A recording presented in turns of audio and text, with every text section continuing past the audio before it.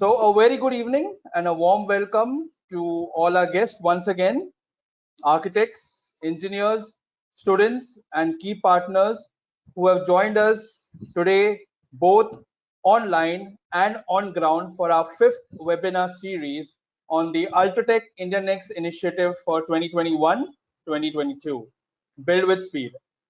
Today marks the fifth and final webinar series put together to promote and endorse the theme of the India Next initiative, Build with Speed. Our past four sessions have proven popular with active participation from the construction fraternity across the nation.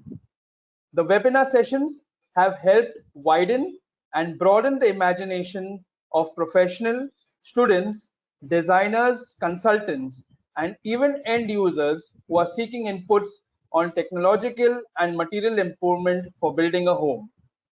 Our past topics have addressed a variety of segments in construction, ranging from ready manufactured buildings to precast initiatives and the latest in world technology, equipment, and processes.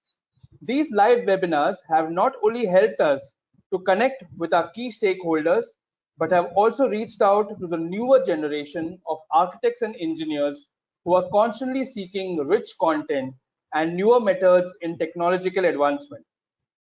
The insights received through the webinar have helped spur ideas and discussion amongst our India Next competition participants and also triggered conversations towards leveraging speed in the building and construction sector. As the thought leader, Ultratech has and will always be at the forefront of such initiatives.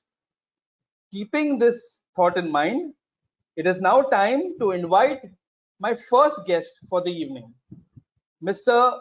Govindappa Srinivasa, Vice President and Head, White Topping and RMD Technology. Mr. Govindappa has over 25 years in the field of ready-mix concrete, housing and infrastructure industry. He has been instrumental in the startups of various projects, namely ready-mix concrete in India in 1996, white topping for urban roads in 2010, RMD technology for rural mass housing in 2011, and the latest being precast roads in India in 2019. He is also the recipient of several awards for design and excellence in concrete and is closely associated with top government organizations like the Rajiv Gandhi Rural Housing Corporation in Bangalore and Greater Hyderabad Municipal Corporation in Hyderabad. Without further ado, ladies and gentlemen, please put your hands together for Mr. Govindappa Srinivas. Mr. Govindappa, over to you.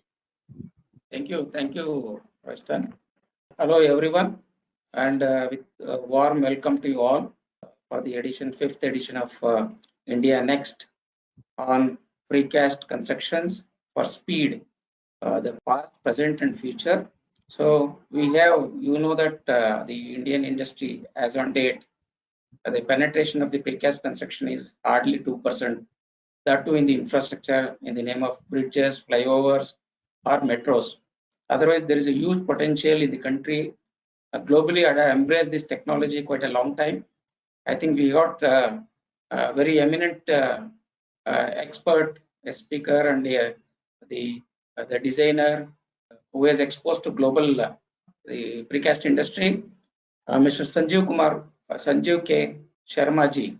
So he has just his education is done MS from US, and he started practicing from L&T in India, and he went on to practice in precast industry in Gulf, many countries, and he is also involved in the many prestigious projects both in India and abroad, and he was involved in the FIFA football stadium 2022, and also he is involved in the tallest structures, both residential and commercial, and many more structures he has got involved. He has got expertise in design, execution, and the delivery part, cost and other things. So he is an expert in 3D modeling, and he is ventured out of using the robots and all these technologies, latest technologies, and the implementation of IT in the construction industry, so that So purpose of the precast industry will be achieved by reducing the construction time and the quality, achieving the quality of the constructions.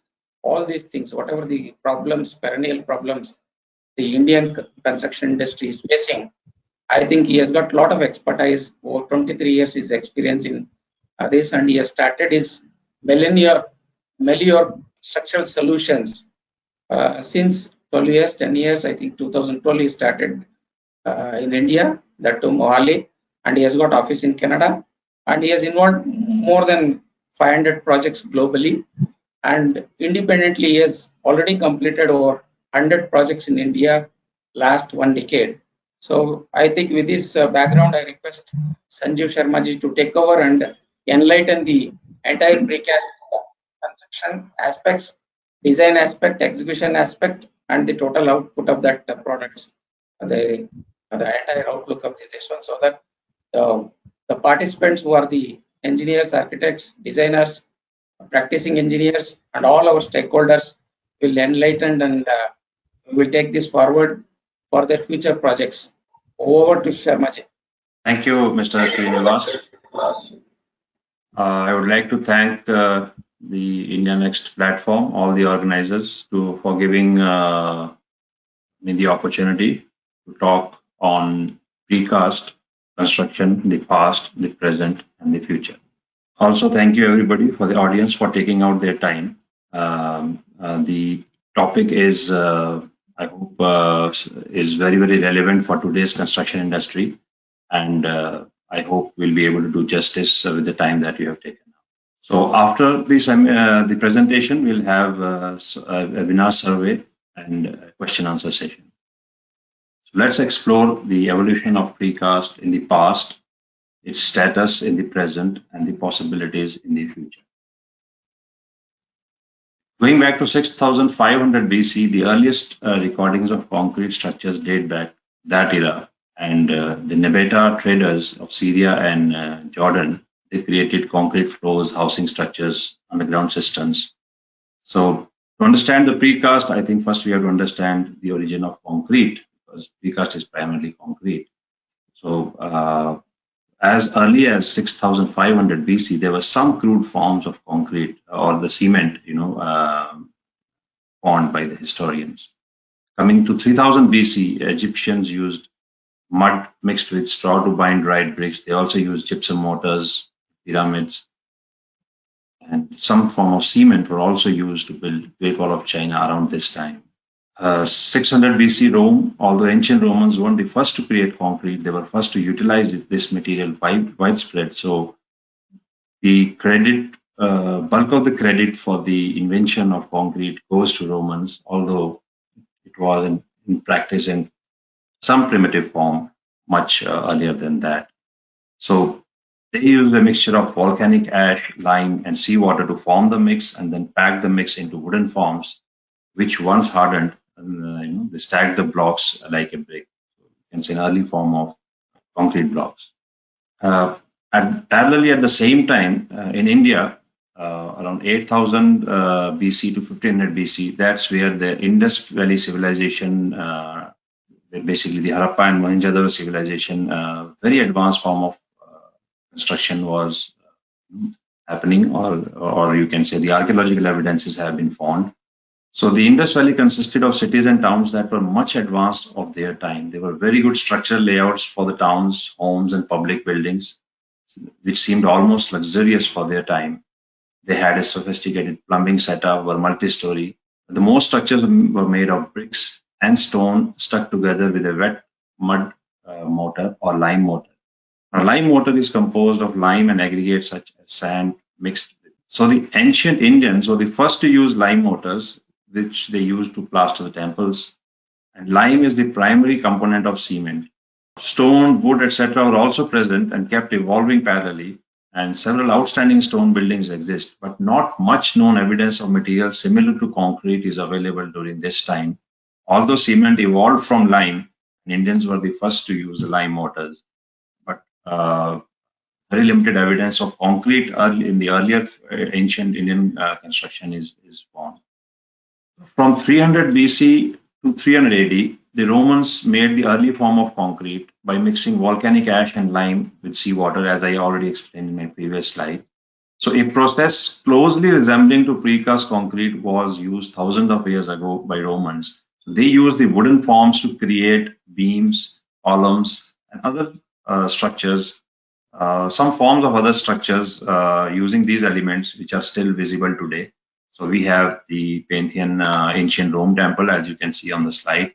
This is basically the shape of the pillars, the beams over it. They are so identical. They were made in they presumed to be made in a wooden form and then lifted and kept in the place. So you can notice the uniformity in the Colosseum, which was an amphitheater, the aqueducts, as you can see on the right. So these are the blocks, but on the top of the aqueducts, there was a U-drain running and collecting the water and carrying it kilometers away, hundreds of kilometers away. So this is the earliest form of precast concrete construction. So the ability to create the same piece over and over again, either for speed or utilitarian purpose or merely aesthetics, we don't know, but looks like because they were building hundreds of kilometers, speed definitely was an issue over here, which might have prompted them to go for precast method. And they also invented a treadwheel crane, as depicted in the picture. So these heavy creations were then lifted into place using some sort of primitive treadwheel crane. So after, during the Middle Ages now, after the Roman Empire declined, the technique for making the cement was almost lost until the discovery of manuscripts describing it in 1414 were found. So you can say that for 1000 or 1400 years, very little development happened in the concrete segment. So in 1793, again, the technology took a leap forward. John Smithson discovered more modern method of producing hydraulic lime for cement. He used limestone containing clay that was fired until it turned into clinker, which was then ground into powder. He used this material in building Eddystone Lighthouse, as you can see on the right side. 1824, Joseph Aspdin invented Portland cement by burning finely ground chalk and clay into carbon dioxide was removed. And he named the cement as a Portland cement, which we see, a very common name for cement in today's industry. Again, in 19th century, it was widely used for mainly industrial buildings. First widespread use of Portland cement in home construction was in England and France in 1815 and 1880. So this was a time, around 1800, 1900, when there was huge demand for housing was coming up. So buildings with state-of-the-art reinforced concrete were only over last 100 years. So the first attempts to erect buildings using precast were made in the turn of 20th century. So like a casino building in 1891, Gateway in 1896 were attempted. But the bulk of the precast in the residential segment, expanded in 1905. Then British engineer John Alexander Brodie, he created an idea of reinforced precast concrete in a panel form, creating the walls and slabs. This trend started by this British engineer Alexander Brodie was adopted world over. The trend continued across Europe, United States in the first half of the 20th century. Precast technology started seeing its growth, and actual breakthrough came after World War. So the increasing lack of skilled workers shifted the emphasis to factory production and resulted in breakthrough of precast production. So many systems, also the precast system started being developed by the Scandinavian countries, the European nations, also North America took precast construction seriously. In addition to housing construction, increased, there were skeletal constructions, column beams, wide span floor slabs, industrial products, as you can see on the screen, double T slab, hollow core. These type of products, precast specialized products, and their use in multiple types of constructions grew. So these are some of the photographs worldwide construction which happened during 1905 to 1975. You can see a multi-story building in Calgary, Canada in 1977. House, and this one is a Grosvenor House of 1962.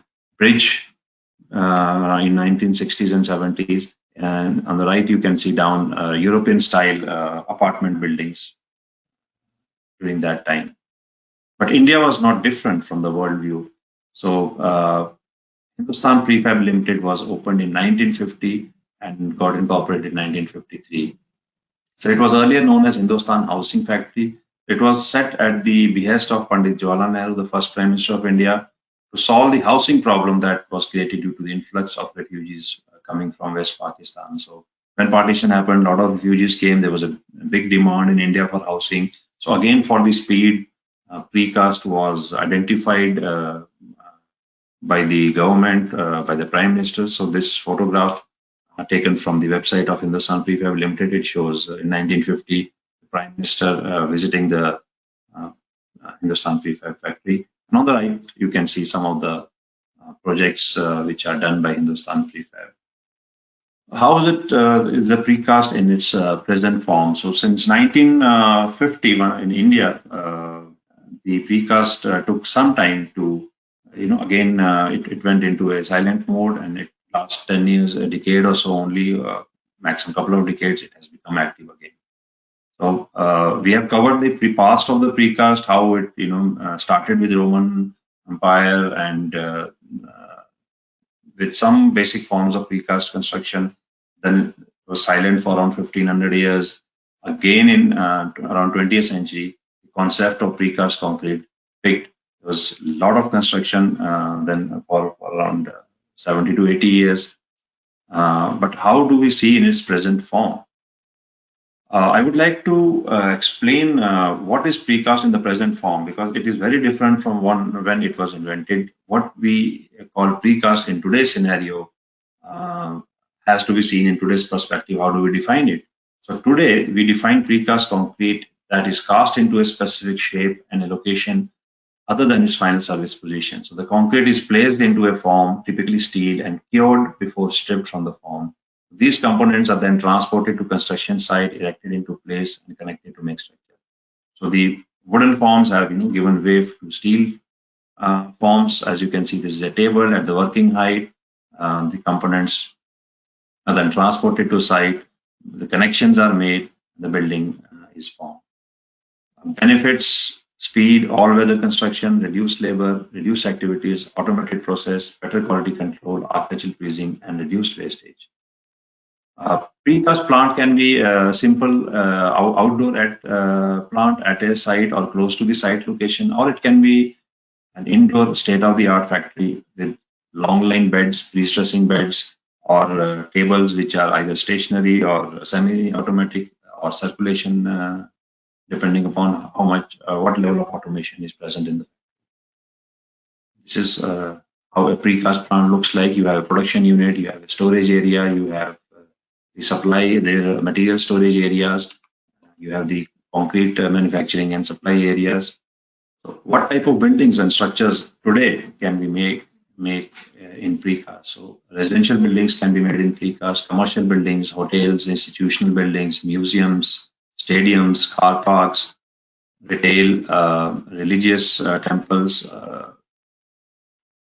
healthcare buildings, industrial buildings, airports, bridges, silos, watchtowers, boundary walls, facades, and a lot of other infrastructure products like piles, roads, pavements, tunnels, culverts, pipes, barriers, retaining walls. So you name it, and any structure that we can perceive or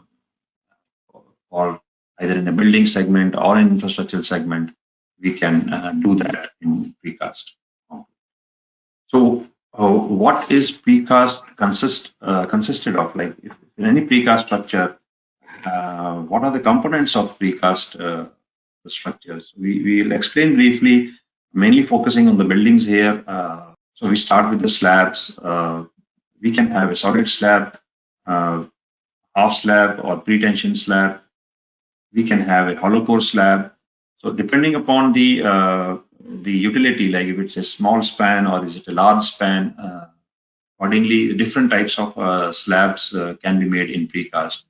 For the limited shorter span, 3 to 5 meter, we use the solid slabs.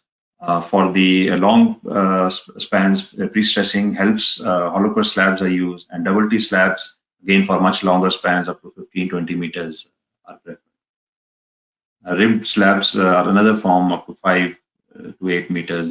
These are good options. Similarly, these slabs rest on the beams, so beams can also be made precast, and beams can be rectangular, L shape, inverted T shape, I shape. Many shapes are there depending upon the design and the suitability. Typically, to rest the precast slabs, you need a small ledge. So L beam or inverted T beams are very popular in the building industry. I beams are basically for long span, where you optimize the cross section by reducing the concrete from the web part. Columns can also be made in precast, the multi-level column or a single-level column, Y-shaped column, circular, hexagonal. Many different shapes are possible in precast, because we have to see that the benefit in precast is that you have a mold once and then you can cast repeatedly. So any complicated shape, we have to make the mold once, and then we can cast in that mold many repetitions. And so making difficult shapes is more possible in precast than compared to conventional. Walls can also be made in precast: solid walls, sandwich walls, double walls, cladding walls, partition walls, and these can be like colored, exposed with pattern or graphic texture. So this is what we call as pre-finished structural elements, and there is a lot of scope in that. Even the foundations can be made in precast. Other structural components such as boundary walls, stadiums, raker beams, stairs, industrial roof, long span beams up to 50 meter, 30 meter can be done in precast. Architectural facades, different shapes with patterns, can be made in precast. So those were the structural elements which we, in today's perspective, that are last 100 years or so, these elements have been used, and more so last 50 years, these have been developed, with special technologies such as pre-tensioning, pre-stressing, and being widely used. Now, with these components that I explained, such as slabs, beams, columns, by combining these individual elements, we can make a different types of building systems. What are those systems? In today's context, we have beam column systems, where we have primarily the beams and columns as the main structural elements and the slabs. We have a shear wall system, where we have the beam column on the perimeter, and interior will be where we have like core areas or stair areas. We can have walls over there. So the little stability comes from the walls, and the gravity elements are beams and columns. So these are mostly used for institutional buildings or IT buildings, or buildings where we need more in space for movement, and we want to limit the walls. Exterior shear wall system, where you can have the walls on the outside, and you can have column beam on the inside. Again, such as institutional buildings or mall buildings, where you need a nice patterns on the outside, but inside you need more open. You can also use them for apartment, but then you'll have to use a lot of non-structural partitions on the inside. Bearing wall system, where you have wall and slab as the only elements, no columns, no beams. These are mostly suitable for residential buildings, where the functionality wise we need lots of rooms and lots of walls for partitioning of the rooms. There, this type of structural system is suitable. We also have a box type of system, volumetric. This is picking up. We will talk more about it, when we talk about what is the future of the precast. Then this box type of systems, where you can pre-finish the inside and have a good scope. And precast can also be used hybrid with other forms of construction, such as steel or in situ concrete. Industrial buildings with portal frames, these are another type of structural systems. So that was some details on the precast, some technical details in the present context. What are the structural elements and how to combine those structural elements, and what type of structural systems can be formed to construct the precast buildings or structures. Last 50 years worldwide, a lot of precast buildings have been constructed. So as you can see that compared to the past era where there were like low-rise type of buildings, very primitive form of precast construction. Last 50 years has seen amazing like high-rise buildings construction worldwide. These are some of the examples taken from North America, Europe, Middle East, Australia, Singapore. Right, building. This is a multi-story residential building in Singapore. So the idea is to give how this precast buildings look like. You can have different patterns on the facade. What are the options in precast? It's just not plain concrete, but a lot of architectural developments can be made within the structural elements. So coming in back to India again, in parallel, last 10 years again, India did not do much from 1950 when the first factory was put up in India till 2005 or so, primarily because the construction industry itself was pretty slow, and there were not many precast contractors or players or developers who would have embraced this technology earlier. But since 2005 onwards, India saw a much bigger growth in this technology. I have shown here the structures which are primarily designed by, Milio Structural Solutions, which I represent as a director. So we can see this, the commercial building, 25-story, and residential buildings, stadiums, hospital buildings, row housings, mass housing, low cost. This is in Raipur. The row housing is in Noida. School buildings with long span roofs. Car park building, again it's in Chennai. Museum, Mughal Museum in near Agra, it was done in precast. Again, mass housing in Raipur, student housing, residential housings. So just to show case, how the precast buildings in today's context in India looks like, I've taken case study of two buildings to show you slightly more in detail.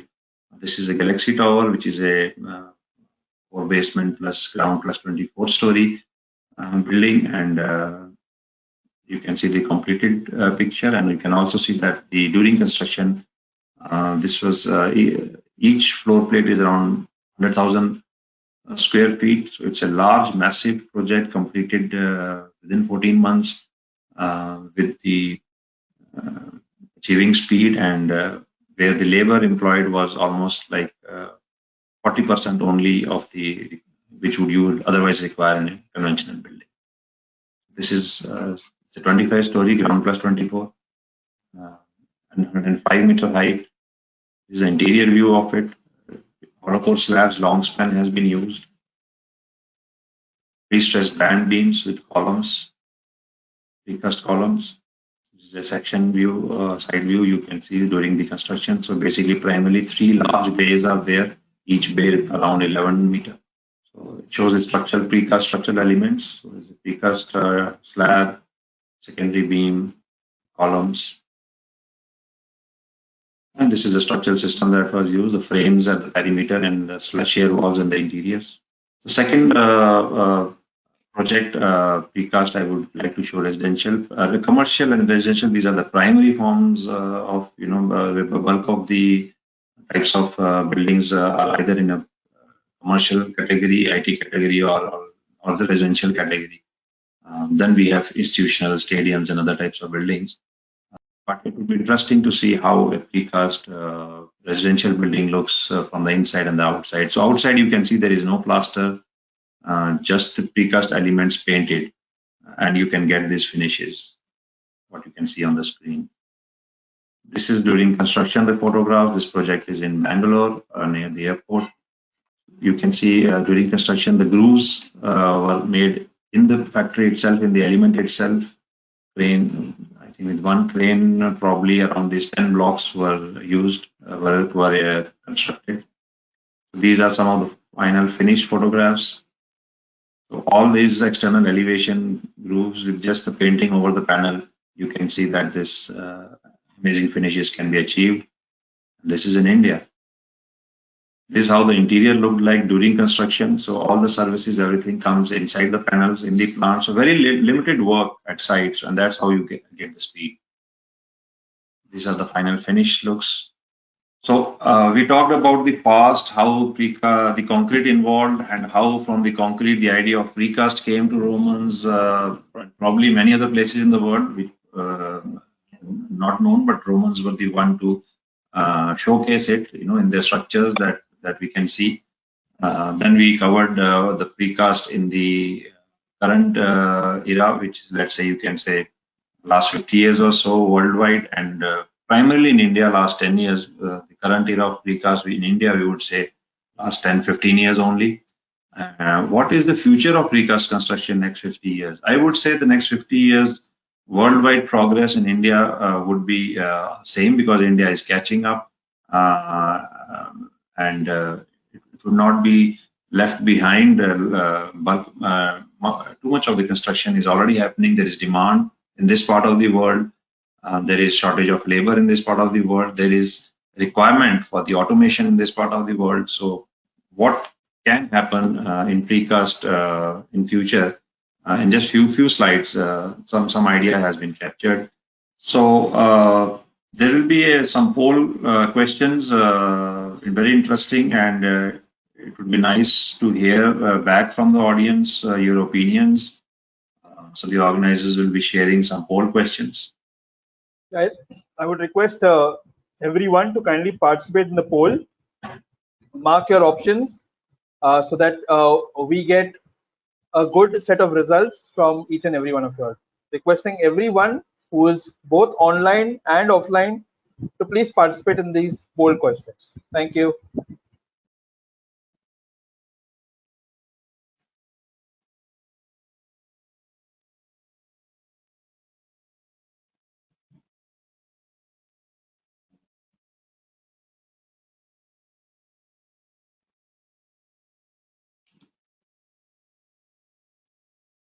So the next poll question is as visible on your screens. Do send in your responses for this poll question, so we are able to evaluate the views from our fraternity members. Thank you.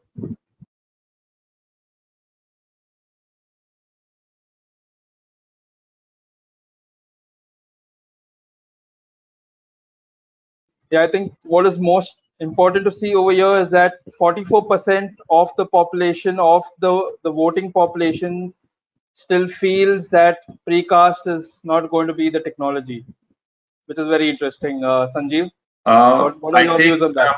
I think 44% thinks it depends on the project. So I think there is 0% which said no, actually. Yes, exactly. Yeah. Correct. So I think the audience is pragmatic, and they have not ruled out this technology because it is, as very clearly evident, it's one of the very obvious forms of industrialized forms of construction. The need is industrialization, and definitely precast is one major option in that. Yes, absolutely. And as rightly said, I think the third poll question is now up. This is the last poll question for this session. Do you think Indian construction industry should shift 100% to precast construction? Please send in your responses, either yes or no, on your polling panel, so that we are able to evaluate your responses.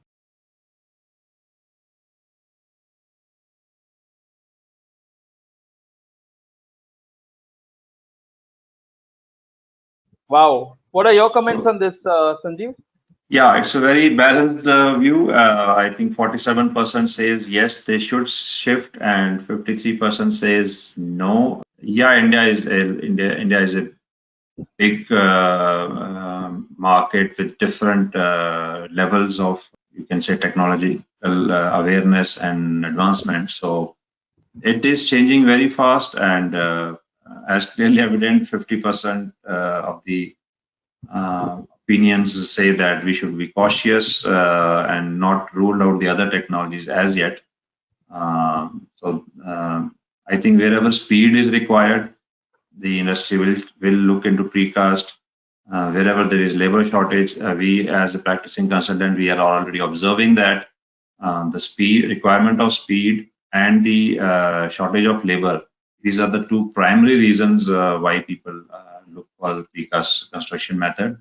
The quality, the automation, the industrialized form of construction, better controls, these comes as an added bonus. But yeah, speed and less dependent on the labor, or you can say unskilled labor. We have to depend on labor, but it requires more skilled form of labor and much less in number. Yeah, and I think all those who have also participated in the polling process, I think towards the end of the session, we will have a Q&A session. And those who have not yet made up their minds, I'm sure they could surely ask questions to Sanjeev, and he'll be obliged to answer to all your questions. So those who are still in the middle of the scale and who have not yet decided as to where to go can surely put your questions up, and I think Sanjeev will take up that question. Yes, Sanjeev, we can start with the rest of your presentation. Yeah, so there were just a few slides left now. We will talk about the future of precast construction. Which direction this industry is going now. I've clubbed now. Earlier, I was comparing world with the India. What has happened in the world and what was happening during the same time in India. Next 50 years, I think it's an open game with whatever technology. The most of the advanced industrial equipment suppliers are already present in India. They have their offices here. Some of the advanced machinery for manufacturing precast is now being manufactured in India. So there are companies like Limatic, like Progress Group, like Volat, like Weckenman. They have good presence in India, and they're all companies from Europe who had played a big role in advancement of precast construction worldwide. So one major area where precast will see an advancement is automated precast plants. So already the concept had started coming up. Some level of automation is already there, even in India, and one of the plants in Chennai, in Bangalore, there is all the cutting bending happens with robotic plants. So it's not the entire plant is automated, but part of the segments of activities are automated. So the future is that entire plant will be operated with robots. Again, idea will be speed, quality, like you see in the automobile industry or any other manufacturing industry. That same concept is going to come into the precast industry, which will again give a boost to speed, quality of precast construction. So these are some of the ways how it can be automated. You can see on the left there is a mold which is going over under the plotter, and this plotter is automatically plotting based on the 3D model of the building. It is automatically plotting the element, so there is no manually person coming and putting the mold and all there. So this is plotter is automatically plotting, and the robotic arm is already lifting and placing the side forms now.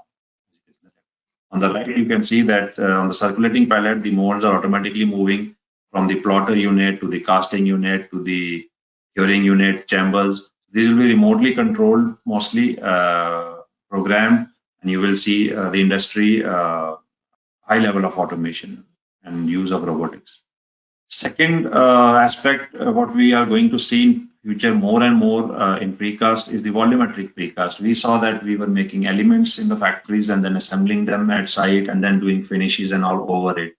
Now, a concept is picking up to have pre-finished pods like a toilet pod or a hotel room pod or any rooms you want to make the finishing services also in the factory itself and take the finished product. So once it is installed at site, then we don't have to send anybody to again paint it or finish it from the inside.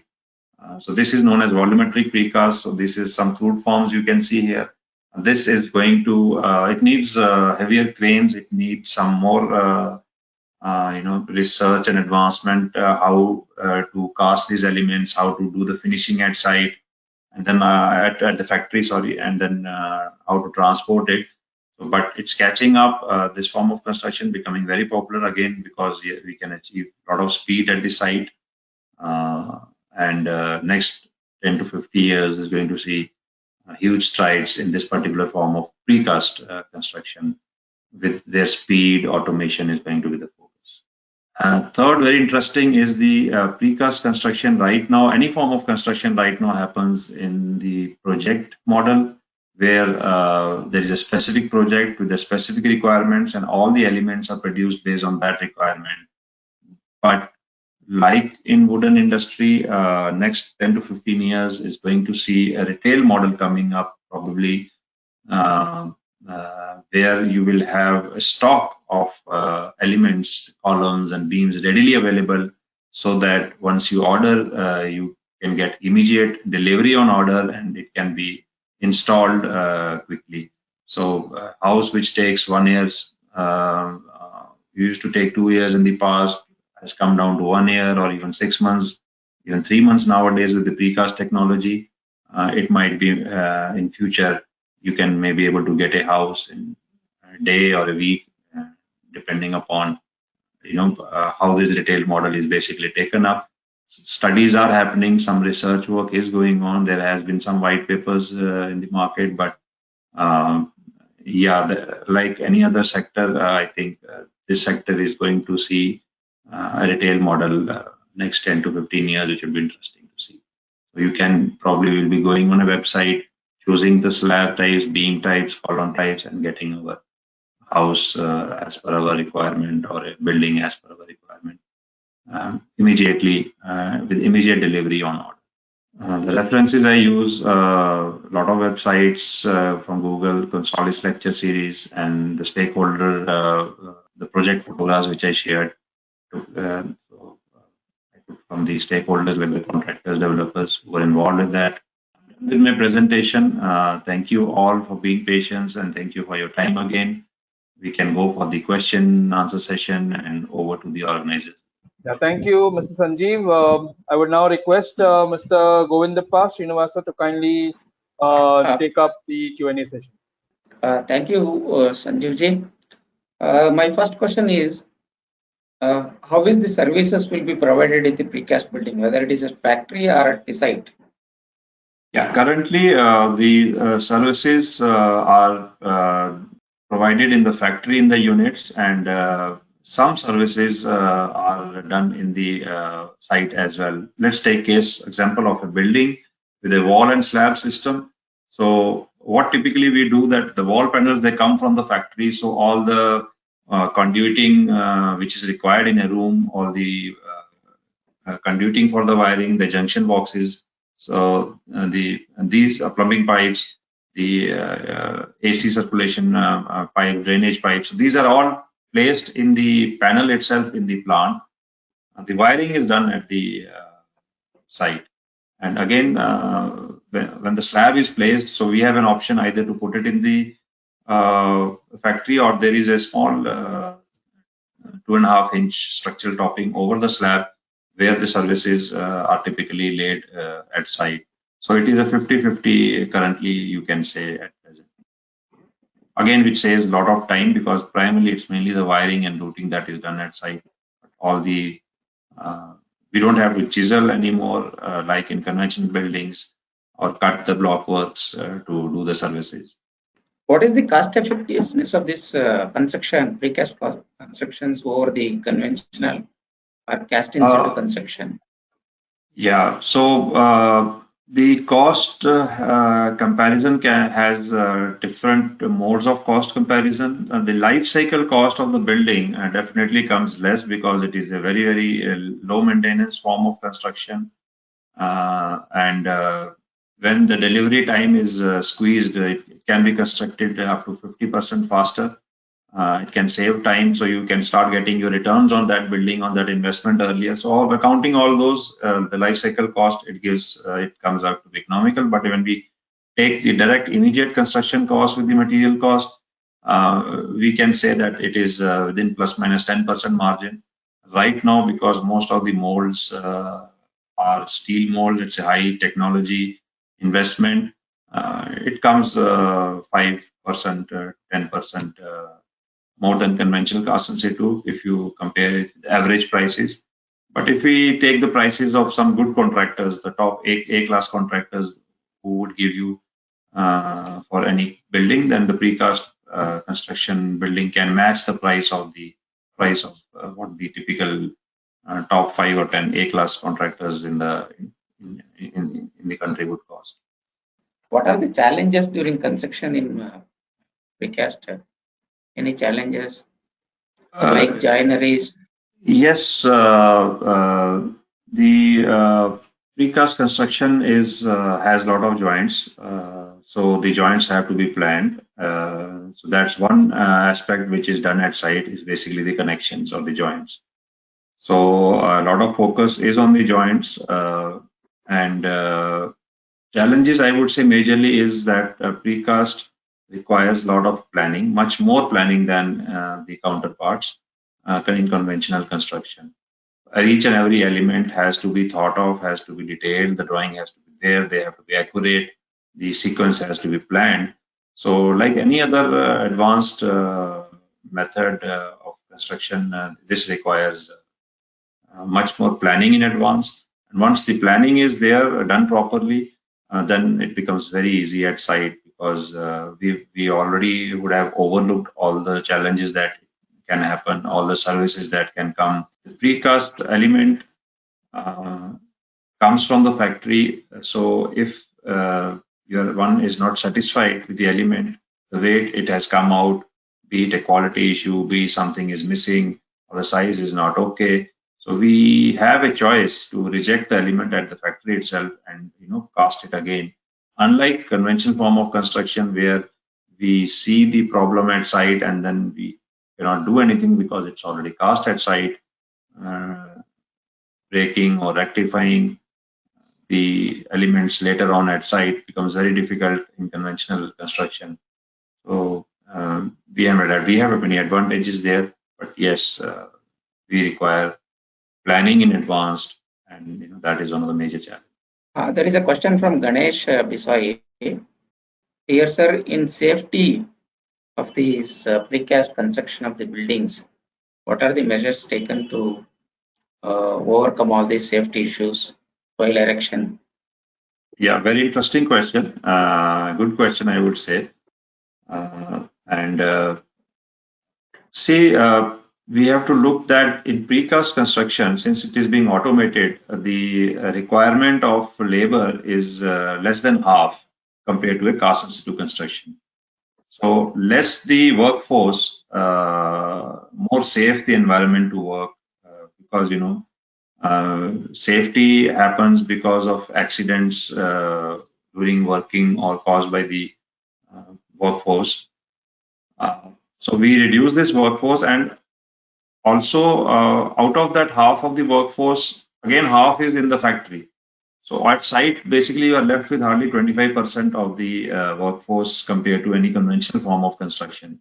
So much more focus on safety can thus be given. It becomes practical to work in a very safe environment because you only have 25% of the workforce what you would see in a conventional construction. Now, what are the measures? Primarily, when erection is happening, it has to be done with the proper barricading.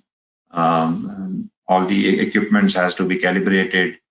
The workforce has to be skilled, and then basically other safety measures what you usually take on the site, like safety hats, like following the work methods as per the only few documented construction companies can afford to have these automated plants.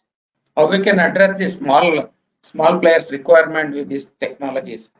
Because most of the industry is almost say 80% industry is with small and medium builders, and mostly in rural areas. There are two types of plant. One is a plant which is a captive plant. So if there is a requirement of 1 million square feet of construction every year by a developer, sometimes they put a plant for their own use.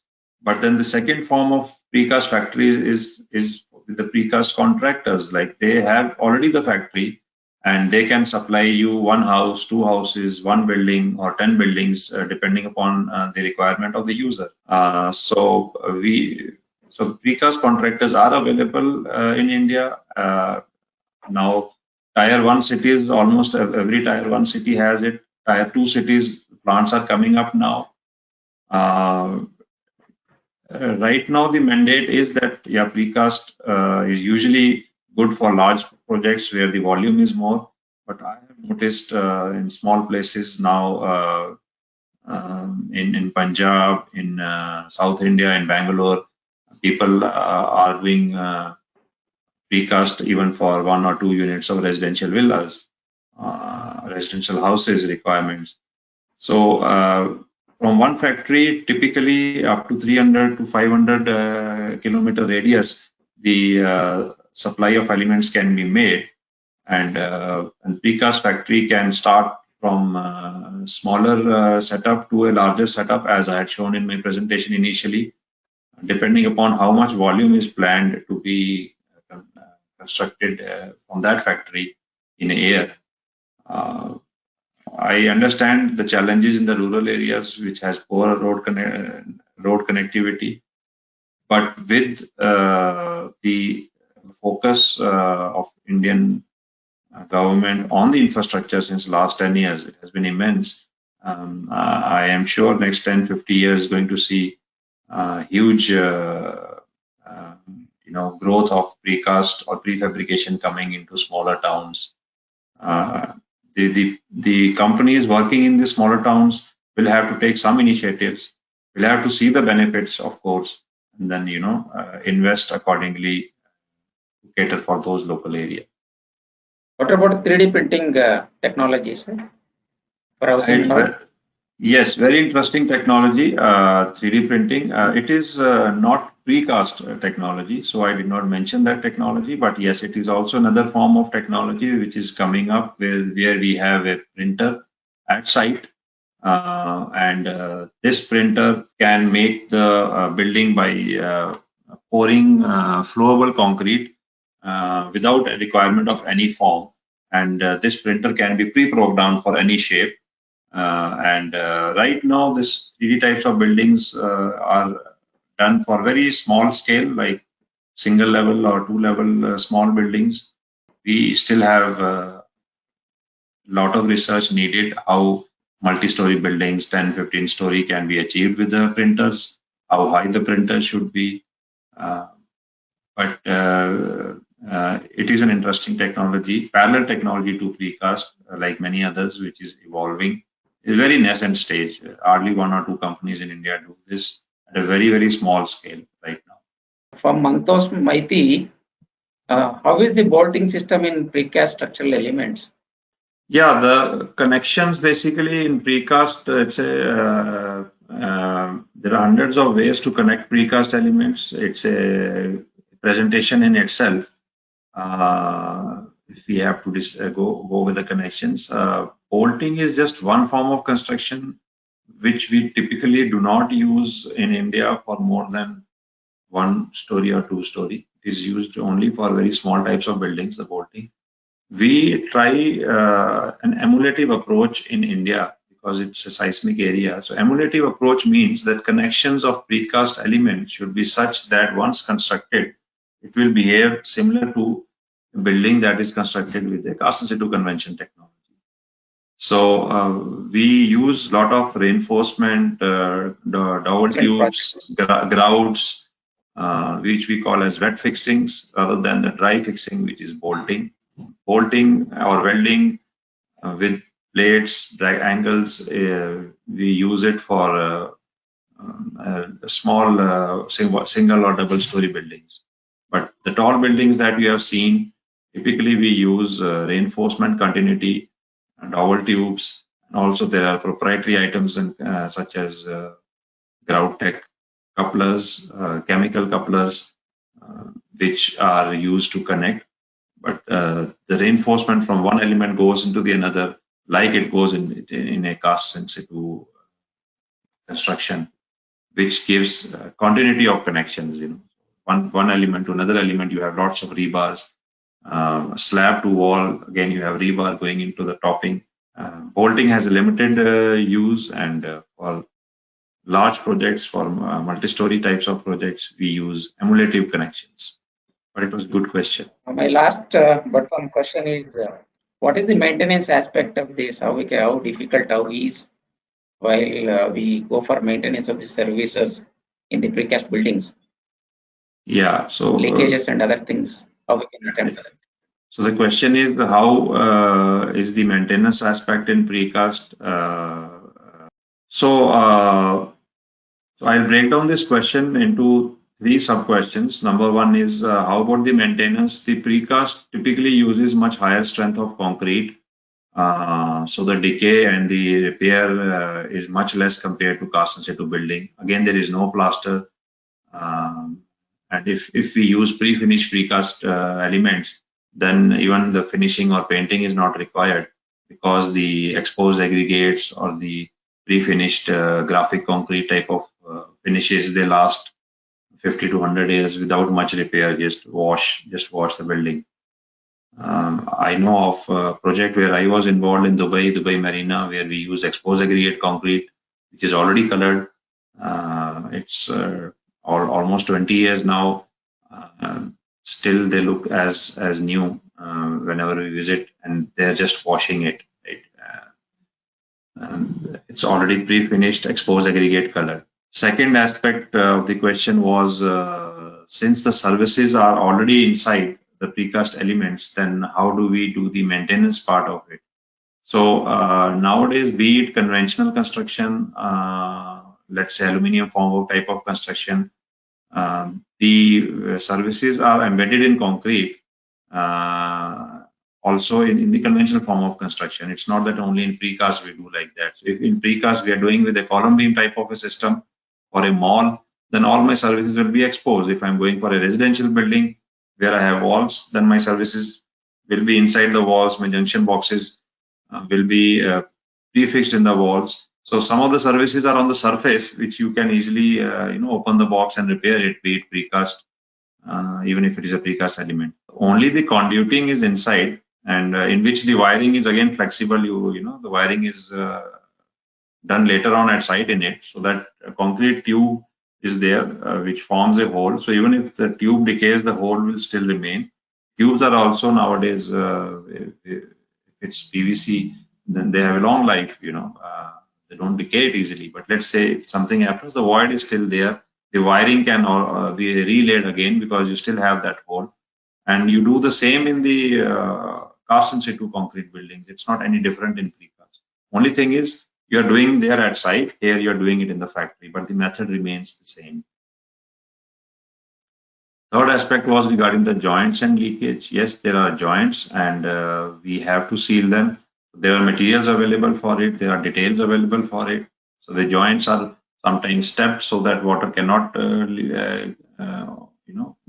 go through vertically. So there are stepped joints. Horizontally, there are joint sealants applied from the inside. There is a grout which goes over there, which itself, if done properly, is watertight, or you can add admixtures to it to make it watertight. You can have multiple layers of defense against the water penetration in this joint. So very interesting question, very relevant question as far as the challenges are concerned. So I broke down it into three parts, and I hope I addressed. So I think if we are done with the question answer session, I would again hand over the stage to Mr. Royston from Ultratech. Yes, thank you, Mr. Sanjeev. Thank you, Mr. Kovandappa. I think this has been a very enriching session. Thank you to our speaker for taking time out for this webinar.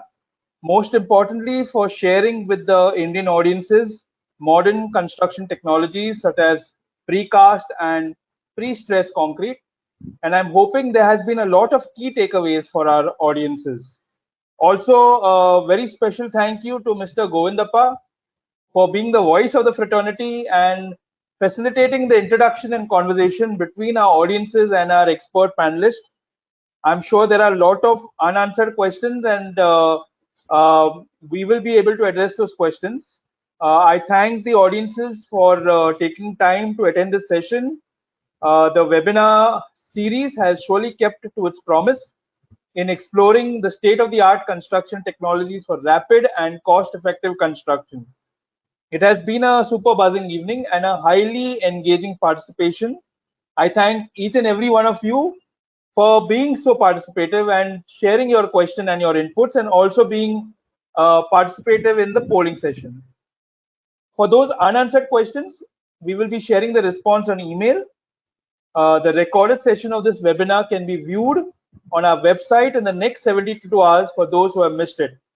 Also, all the previous webinars, all the 4 previous webinars can also be viewed on our website. If you go to the resource section, under the video section, you can see all the previous webinars that were part of the India Next initiative. Hope you all had an informative and constructive evening. While this marks the last session in the webinar series, it is just the beginning of yet an interesting journey with India Next. As we look forward to the jury assessment of all the submissions by the participating firms across India. We have received more than 5,000 participation, and the jury has had a very tough time in shortlisting the final participants. So we do have an interesting episode yet to be unveiled, and we look forward to your engagement moving forward in helping us build a powerful India. So goodbye, everyone. Thank you once again to our speakers, and let's build with speed, and hope all of you have a great weekend and an enriching time ahead. Goodbye. Thank you. Goodbye, everybody. Bye-bye. Thank you, Sanjeev. Thank you, Govindappa.